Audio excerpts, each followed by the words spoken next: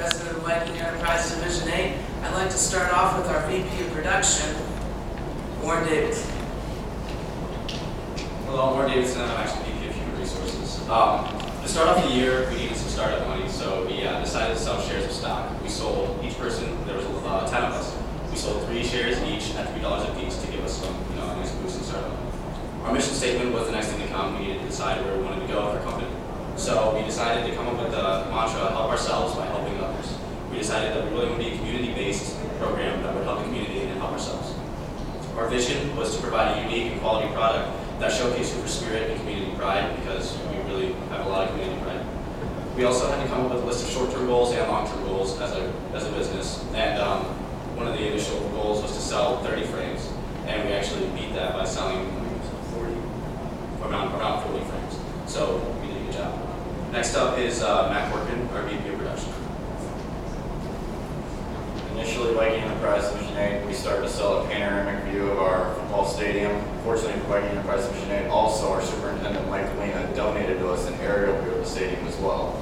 Then halfway through the year, we decided to expand our company and add a panoramic view of the wrestling room and an aerial view of our basketball court as well. Viking Enterprise Division 8 also worked in cooperations with local companies. The print shop was owned by Jeff Grammerbauer, and Fast Grams was owned by Mike Caduto. Now I'd like to introduce to you our VP of Sales, Aaron.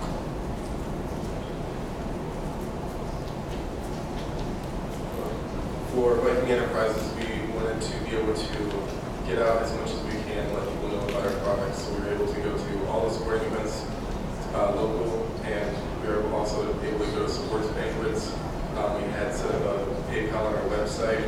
We called as many businesses as we could and went door to door, and we sent out emails to individuals around the community.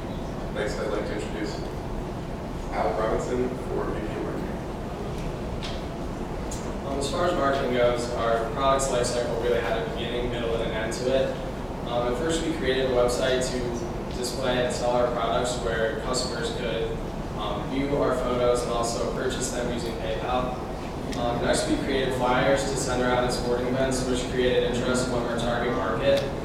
And then finally, we interviewed with local newspapers, and we were also able to place an advertisement in those newspapers. Next is Robin Cameron with finance. When a lot of people think about finance, they tend, especially with JA, tend to think about accounting, reporting all the numbers, which is a really important job. But Viking Enterprises Division 8 has always been huge on Ingenuity improvements. So we actually this year made a Google Docs spreadsheet that was able to provide real-time communications as far as inventory, finances, mimicking an ERP system for free, allowing us to have max efficiency. And as you can see, we had a pretty successful year. $4,000 revenue, expenses of $2,383, profit of $1,617, which is also pretty impressive considering a portion of each of our sales went to the respective sports of what the frame was of. Next, Aaron McCall with Charitable Giving. Hi. The first thing, when we started our business, one of our fellow students went through a car accident, and he was out of school for quite some time through recovery. So to show support for him, we wanted to get out and tell people and make them aware about safe driving. So we got recyclable wristbands and handed them out to students in the school.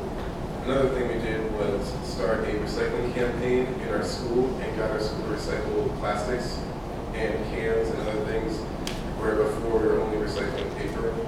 Lastly, we volunteered at local schools, elementary schools, for the Christmas shopping event. And as Robbie said, each of our sales, 10% was donated to the respective sports programs. I'd like to go back to Rob for lessons.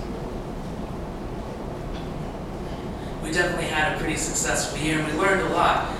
First thing, as a small business, you always want to use every advantage you have. You're not going to be able to go up against a huge business just with smarts and manpower. We used a lot of our community ties, made sure everything we did tied back to our community and was able to help them out, and in turn helped us out. And also we had expanding our product line, because as mentioned before, we just started out with our panoramic view of our football field, and we really thought about expanding after a couple of customers said, well, I would really like one basketball court or a wrestling room, and first we wondered, well, was that clashing with our vision? After a while, we decided, no, customers want it, we'll give it to them. Also, as mentioned before, technology is your friend. Google Docs really helped us communicate, emails all the time, websites where people could purchase products, make everything possible to make the business run smoothly. And finally, it's okay to appeal to a niche market. We started off as an inventory type business. We just bought a lot of frames, sold them. After a while, we realized, why do this? We really just, it's a personal sale. Everything we do is very personal, tied to the customer. So let's just wait until we get their sale to order their product. I want to thank Tom Preston, our advisor, Mrs. Knighty, our teacher, and Jay for making all this possible. Thank you so much for your time.